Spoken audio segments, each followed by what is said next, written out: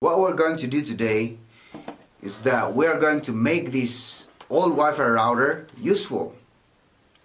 We're going to try and make this one as a switch, as an access point, as an extender or repeater.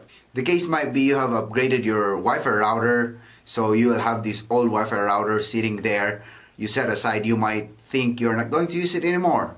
Or maybe your ISP, your internet service provider, upgraded that Wi-Fi router modem they installed at your house. So you have that extra one. You can still use this one as an access point, extender, repeater, or a switch. Let's try and see our old Wi-Fi router. It's Cisco Linksys E2000. And let's try to see the switch ports. These are actually switch ports where we plug our computer, our laptop to share the internet. This is where we plug in our internet cable, where the internet comes in and it's going to be shared with our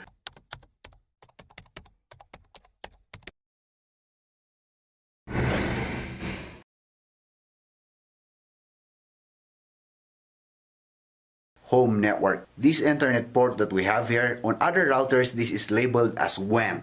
Now if we are going to make use of this one as a switch or an access point, we are just going to ignore this one.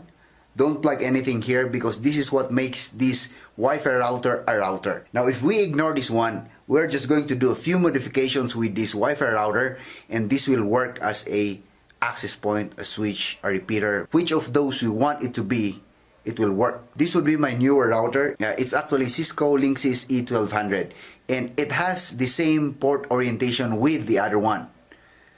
We're just going to plug our internet here and then we're going to share the internet with our other home network devices, but we're going to connect another cable to our other router here. So that's what we're going to do. I'm just going to plug the internet here.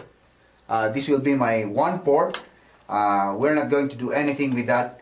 What we're worried right now is how we are going to configure this one. But I just want to show you how we can set this one up. So since this is my main router, I'm just going to plug one cable, one of these local area network ports, or what I call a switch port, plug it here, and then get my older router.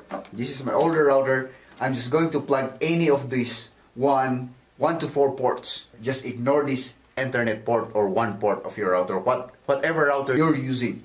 So I'm just going to plug it here. And we're going to power this one up. Just so I showed you how you can connect this one. Since this is an old router, whatever your router is, you just try to find that mark where it says reset. And it will reboot itself. And then this one will already be on its factory default setting. So we can configure it already. Now that we did a reset here, we're just going to plug another cable into our router going to our laptop so that we can access this router and configure those configurations we did. We need to access our wireless router with the IP address of this device. So what we're going to do is go to CMD and then type in IP config. Let's locate the Ethernet adapter and look for the default gateway we have.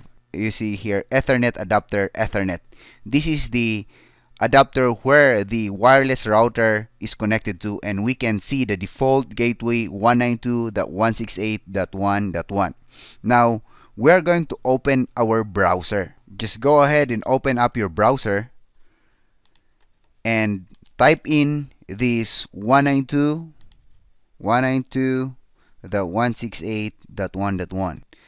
Log in, and we're inside this wireless router.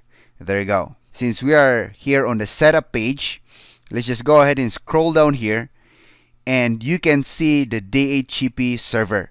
We need to disable this DHCP server because DHCP servers are enabled on wireless routers. So if we have two DHCP server running on the same network, we'll be having problems with our network because we have our main router. Now this is our old router, so we need to disable this one so that it would stop giving IP address. So our new router will be the one to give those IP addresses to our devices. If you have already set that one, we can save this one first. Let's do it one setting at a time so that we are not going to be confused. Now the next thing we're going to do is we need to change the IP address of this wireless router, because by default most routers use 192.168.1.1 as their default IP address, where we can access this one and configure. So if we have two devices that have same IP address on same network, we will be having problems also. That's why we need to change the IP address of this one from, we can start from .2, we can change this one from .2 up to 254. So I'm going to choose the last IP address to put here. That would be 254, since I know no one's using this one. And then I'm going to save this one again. Now your configuration changes has been set. You will be returned to the previous page after several seconds. Now this will refresh in a few seconds and it will give us the IP address we changed to earlier, that is 254 on our browser. So we're going to wait for a few seconds. Now it has already refreshed and it has changed into our 192.168.254 address, and we can log in with our login again and continue to configure this wireless router. Admin. Okay, we're logged in again. So you can see it's changed. So this will not be conflicting to our main router. Now that that's changed, like what I've said, our wireless router can already be used as a switch. We can use those extra switch ports to plug in other devices we want to. Now that we're done with the configuration of the IP address and turning that DHCP server off, go ahead to the wireless configuration and we can start configuring this one as our access point already. Click on wireless. We can go for manual, and if you want this one to be a repeater, you can use the same SSID that your new router is using, so that your users do not need to re-authenticate to this access point we have configured. In our case, let's just put here Torogi Pro. Here on the channel, just leave it as auto so that it will automatically change the channel if it detected interference with other devices. But if you are sure with which channel you are using, you can change this one from 1 to 13. Now the SSID enabled. So that's it. We can save this one. Now that we're done with the wireless setup, it's time we configure the wireless security. This is set to disabled. If we want to authenticate our users, we can select, let's just go for WPA2 personal and then type in our password. Let's just go for Torogi Pro as our password for the sake of this tutorial. Save this one. This wireless router is now an access point. It's not a router. It's not being used as a router already.